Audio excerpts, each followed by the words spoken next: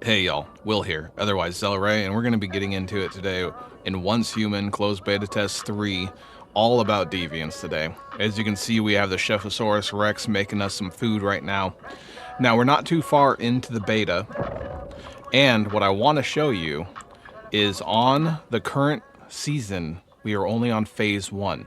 As we go through these seasons, more and more deviants will show up and we'll be able to capture more. So this is not a full list, and I might have missed one or two, but I have no clue where to get them. And if you found them, let me know, and I'll be glad to go over them as well. But getting right into it, we're going to go into the collection guide and talk about deviants, where to get them, and how to get them, and what they do. It's going to be a very simple, easygoing, no edit video. We're going to be getting into it first off with a butterfly emissary. We all start with this. It is a good combat deviant. It's going to be by your side for a long while, and it's going to help you out. Enough said on that. It auto attacks. You can do extra weak spot damage with it through its native ability on your E tab, and it's fun. It's good. It helps. Enough about them. We're going on to the Festering Gel. While it looks cute, it really doesn't have much more going on for it. It creates a wall. It can push things. It might be effective in PvP to some extent. That's really all there is about the Festering Gel. Very easy to get. On your first big boss battle, you'll get him. Enough said. If you haven't, just play further. You'll be able to try him out for yourself. Going on to the Harveseed.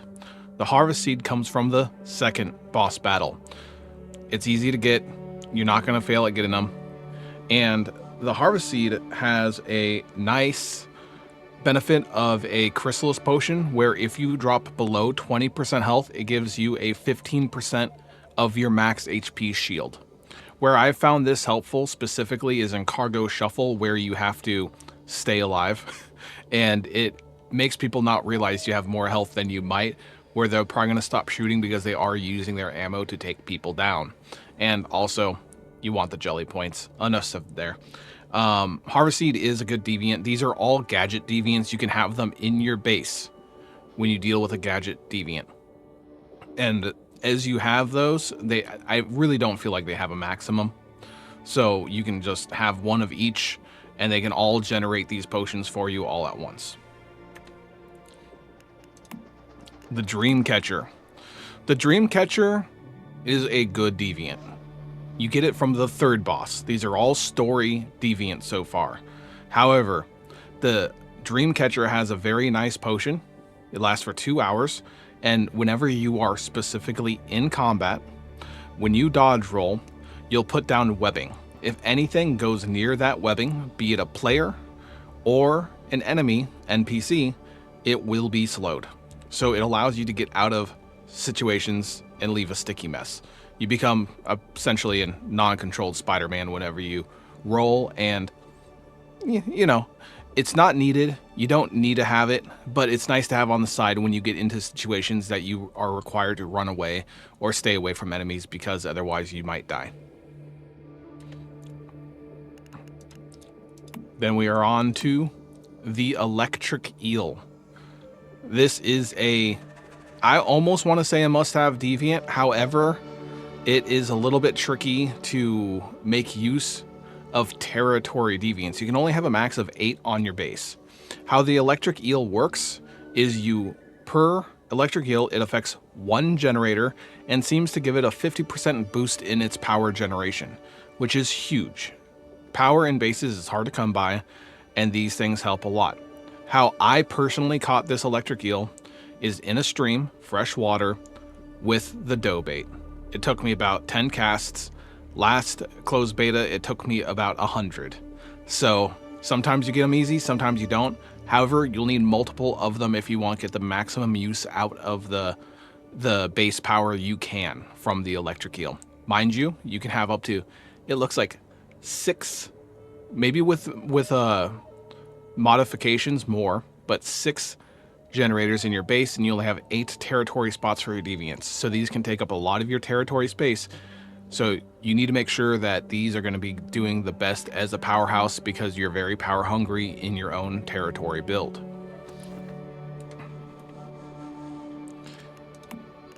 Next, we have the Disco Ball. The Disco Ball used to be an event deviant, which I really enjoyed.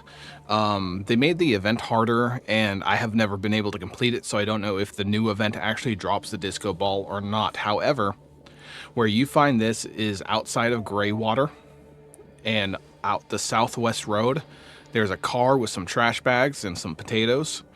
It spawns in the middle of the road along with the Gingerbread House. Both these deviants can be captured at the same time. I've done it twice. With the Disco Ball, they give you a potion called Utter Delight, which seems like it can be helpful later in the game where maybe your sanity drops way too fast and you need to have something to make it not do that. It reduces your sanity loss total. You just keep your sanity or your sanity higher, aka your max health higher, so it allows you to do more before you have to use means to bring your sanity back, which might be food, water, healing. It just makes you use less of your consumables to get by in the world. On to Frog the Leaper. Frog the Leaper used to be the Hungry Hopper in closed beta test 2, and they are found in the same location, which is right near the Rift Anchor Sutherland chemical point. It will be in the swamp northwest of the anchor. And you have to jump on a lily pad and it will activate and you can pop over and get him. However, it is on a timer if someone else has picked it up, so it isn't whenever you jump on that one lily pad. It has to be when the timer's up, so you might not get it as easily as you may find. Now, they are in multiple locations in the game. However, I have not found them in this beta, so that might have changed. But the Hungry Hopper otherwise gives you two beneficial things. One, produces fishing bait for you for free, which is huge in my opinion. That way you don't have to buy dough balls or mincemeat or lures or whatever else. You just get free bait from the Frog the Leaper. Now, secondly, you get a potion called Spring Legs, which allows you to jump about twice as high, maybe 3 times as high as you would normally be able to. And it is very helpful for solving puzzles, getting to places that were hard to get to previously. You can get on top of roofs easier, so it allows your exploration to really, really shine. Frog the Leaper, I feel you should get for it. It's probably one of the best gadget deviants in the game that I have found so far. Feel free to tell me otherwise, but between the free fishing bait if you're into fishing and also the extra jump height for exploration, I think it really is one of the best gadget deviants you can get. On to Mr. Wish. Mr. Wish is a pain in the butt to get. Silo Sigma in the seepage zone, which is Mr. Wish's Wonderland or Playground or whatever it is. You have to complete the event and then you have a very, very low chance for him to spawn, while being a cuddly, cute alpaca with a gun that packs a punch and is by far, in my opinion, in phase 1, the absolute best combat deviant you can get. You want him. It's a pain in the butt to get him. I think I used 3,000 to 4,000 assault rifle ammunition trying to not use as much ammunition as I could to get him. It took me about 15, 16 tries to get him. And it's not hard. You just have to do the thing and get lucky. But the payoff for having this deviant on your side as a combat deviant is amazing. You want him in phase 1 currently. There might be a better deviant later, but right now, top of the food chain, Mr. Wish. Top of the food chain.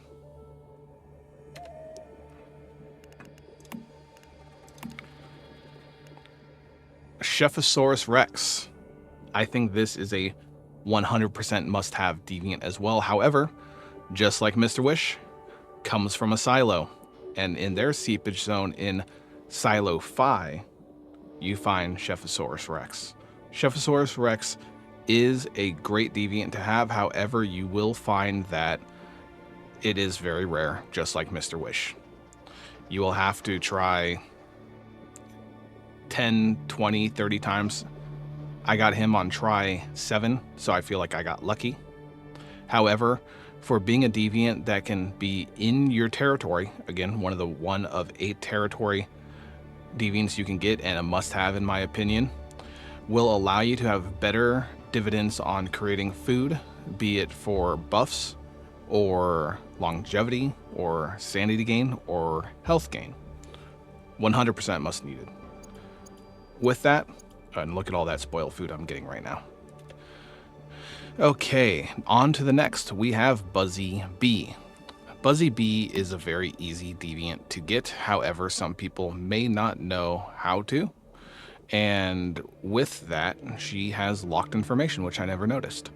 Buzzy Bee comes from morphic chests. Morphic chests, you have to use your Q signal to reveal the morphic chests when your backpack blinks and lights up to show you where they are.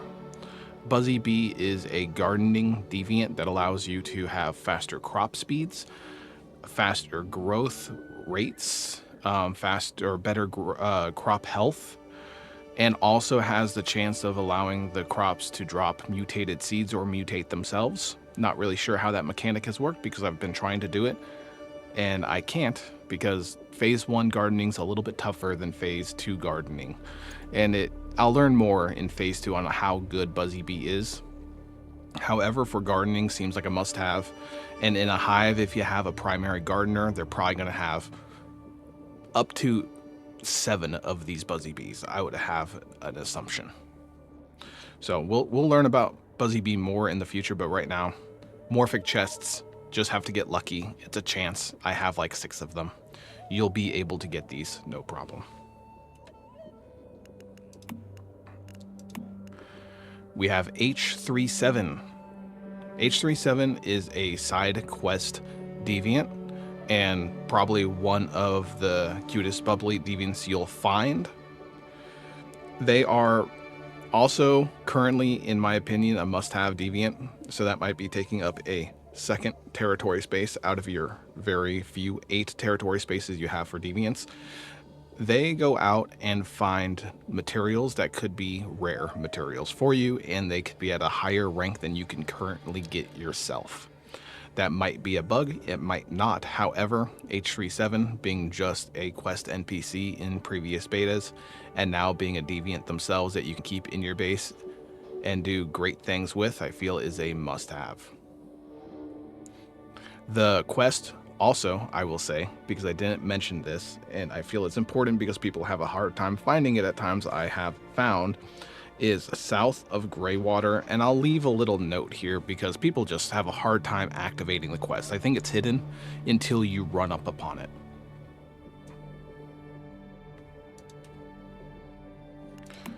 We have the Logging Beaver next. The Logging Beaver can be found near, I think, every fishing event. I found them near 2 fishing events so far, and they simply help you collect wood if you don't like chopping trees all day long. Wood early on is needed in heaps and loads because you need to make an absolute crazy amount of charcoal. Later on, that goes down, and I feel the Logging Beaver can pretty much collect all the wood you would ever need as long as they are happy and effective at doing their job. Is it a must-have deviant? No. Is it a nice-to-have deviant? Yes. Is it easy to get? You just have to get lucky and find it before other people do near fishing events. I'm not sure of the timer, but it seems to be on a 1 to 2 hour timer. It shows up and you can get it.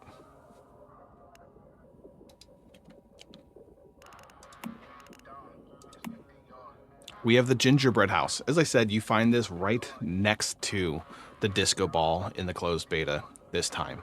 I feel like these are going to have different ways to get them later on because they just literally appear in the middle of nowhere, and you capture both at the same exact time, typically.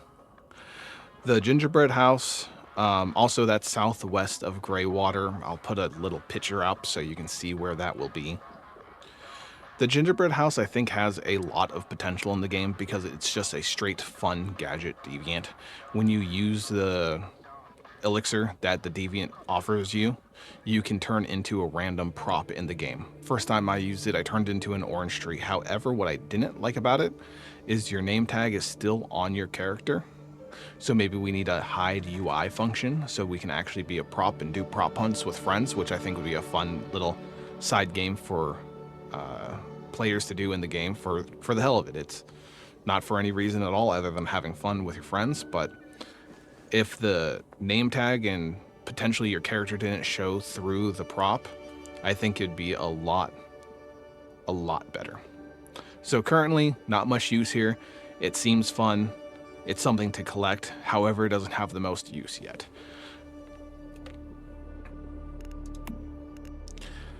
Next, we have Hug in a Bowl. Hug in a Bowl is a kind of hard to find random deviant. I don't know the cooldown. It seems very, very long. It is found underneath a railroad bridge that is east of the Hearst Industries buildings. It's underneath the railroad bridge, and it just hangs out there. It doesn't wander very far at all. Hug in the Bowl seems like it can have a very nice medicinal purpose in the game. It allows you to create a medicinal, I say medicine, it's a food, it's soup, but it has no hydration or energy effects to go with it. But it will 100% restore all of your sanity at that time, which is just a very, very nice thing to have. If you're down real low on sanity, it can drop you about 95% of your health bar, maybe more. You can repair all of that and then heal up, you'll be good to go. There are so many other sanity reduced or sanity gaining means, however, you can use those easier. So Hug in the Bowl is a nice thing to collect. It's fun, yet is it needed? Perhaps, we'll see.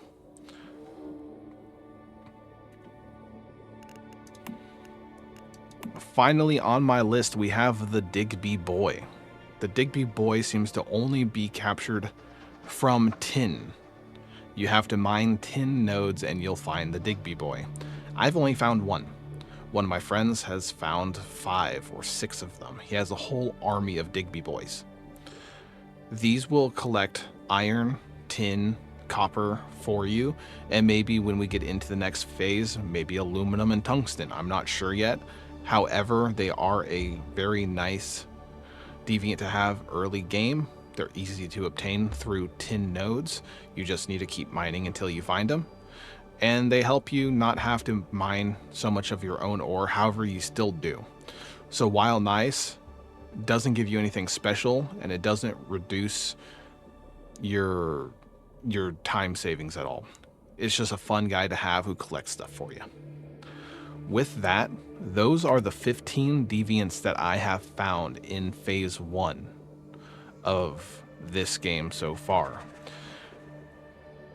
It seems that there are 29 spots to fill up in this deviation archive. So I feel that we can get up to 29 deviants in the game currently. However, going into the seasonal journey and going to season notes, if you count how many deviants are here, there are only 22. Only 22. So that means we might have some mysterious and hidden deviants that we don't know about yet, which I'm excited for. Also, having RNG on finding these deviants in missions and quests and potentially bosses later on feels like a great way to have special drops, and I hope that the Once Human devs continue with that campaign in mind, because that gives people reasons to log in and try to get fun things. Deviations also, I will say, have special traits with them, so you can farm these out and try to get more and more special traits. Now, not all deviations seem to have these special traits.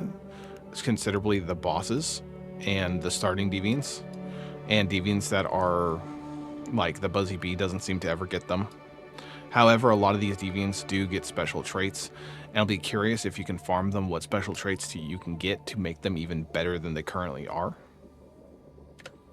Yet with that, that's what we got going. That is how deviants work in Once Human currently, what they do, how to find them, and pretty much that's it. That's all I got for you today. Hopefully you enjoyed. Hopefully this helps you. If it did, I appreciate you tuning in this far. And if you found any that I didn't, let me know, because I'm trying to collect every single one to get a good idea of how they work and what they do. So let me know. Catch you later.